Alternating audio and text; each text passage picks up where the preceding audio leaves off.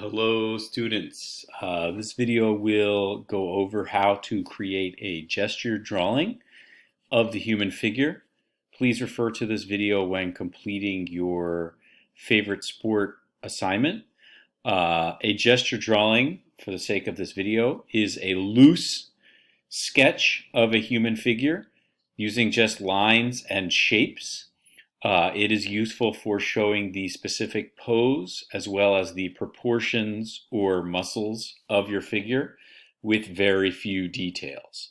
Before we even get started, we're going to practice this technique, but just a little on what you need to do to complete this assignment. You're going to create two practice sketches of different poses, either in class or at home. And then you're going to create one large gesture sketch of your favorite athlete. On that large gesture sketch, you're going to want to add details to show things like clothing and hair, or possibly something into the background, but just really focus on the clothing and hair is fine. So the key thing about a gesture drawing and drawing any sort of person is that you're focusing on the pose, the specific way that a person is standing that shows either an action, movement, or gesture. And the key thing about a pose that is different than the usual way that you may have drawn people is that they have, arms and forearms and wrists, and it's showing each and every bend and twist of the body. But again, without as much with very little detail.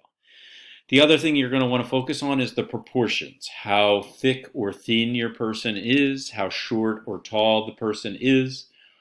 In this artwork by Ernie Barnes, for example, the arms are exaggerated and the proportions of the arms are really thick to give the impression that these linebackers are like charging directly at you.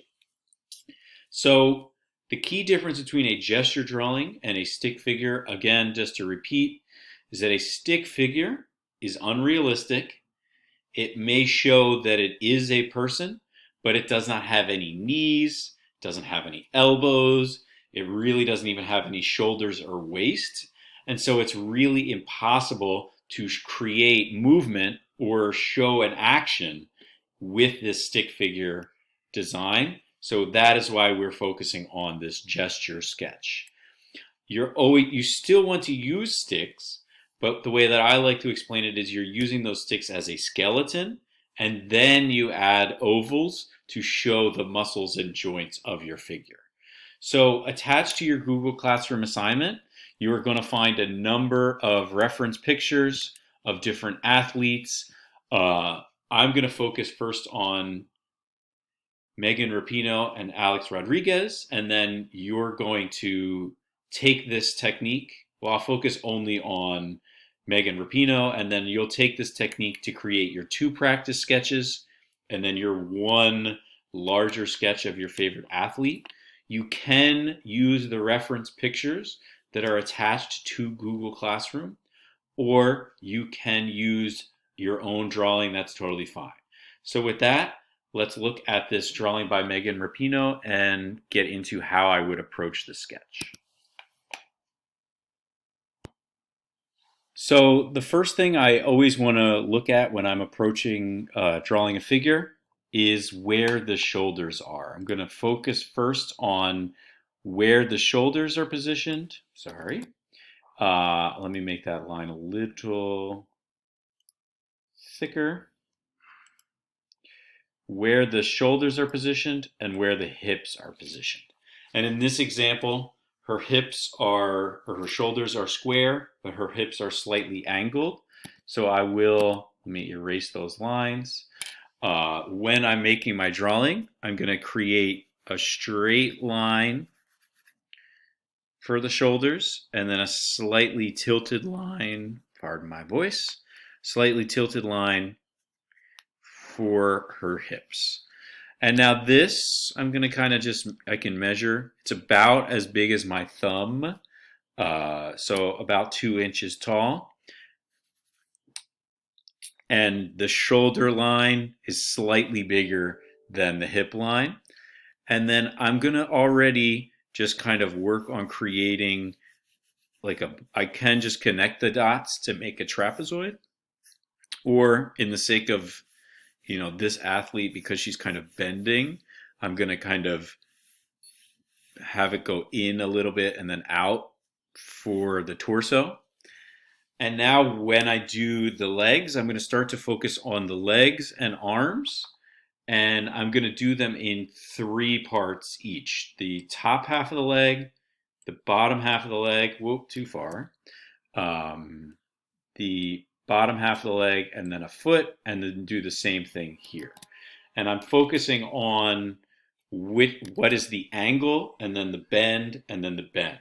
So I'm going to come down at a slight angle, then there's a little knee, then I'm going to come back at a slight angle, and then there is an ankle, and then come forward, and there's a foot.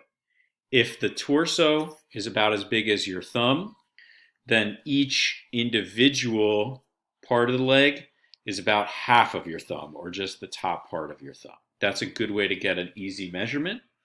And then I'll repeat that same process here. This leg comes down and is kind of angled back. And I'm checking, does this knee and this knee line up? Yes. And then it kind of goes back. And then there's an ankle, and then there's a foot. So once I've got the legs, I will repeat that process again with the arm. The arm here is a little tricky because it's kind of hiding. So I'll draw it as I see it. I'm just going to kind of come back, or just a little down, and then an elbow, and then come forward.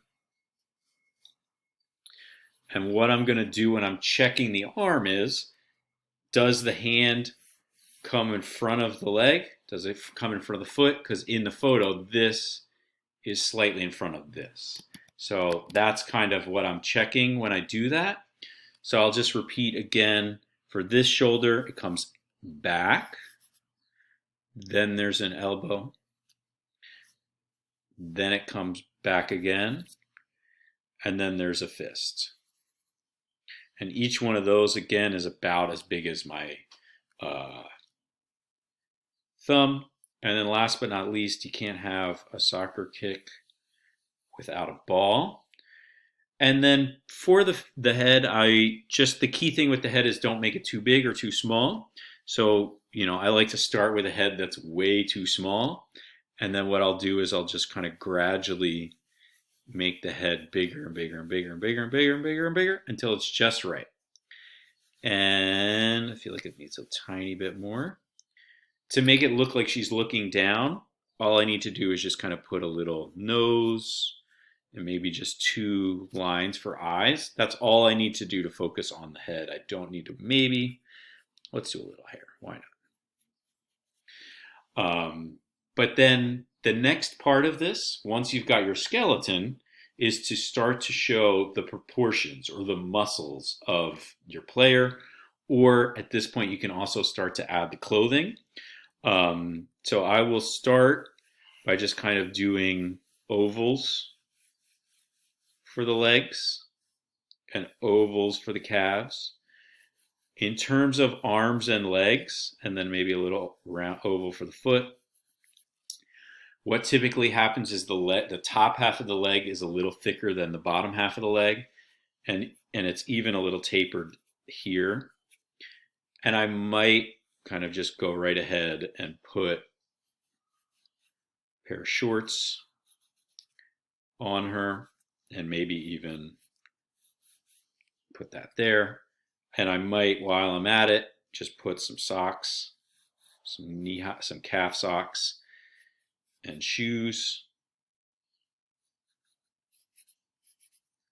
And then just kind of connect the dots. And I'll repeat the same process for the arms, but with the arms, I really don't want them to be too long, too thick. But this one is a little thicker, and then this one is a little thicker.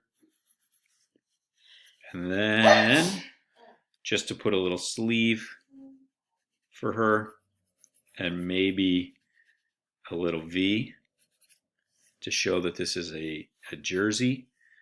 If I wanted to, I could put maybe a few of those little wrinkles to make it look like fabric, and maybe put her number on there,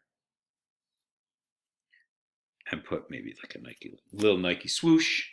And that's it. So that is how I would go about a gesture drawing. I feel like this hand is just a little too thin.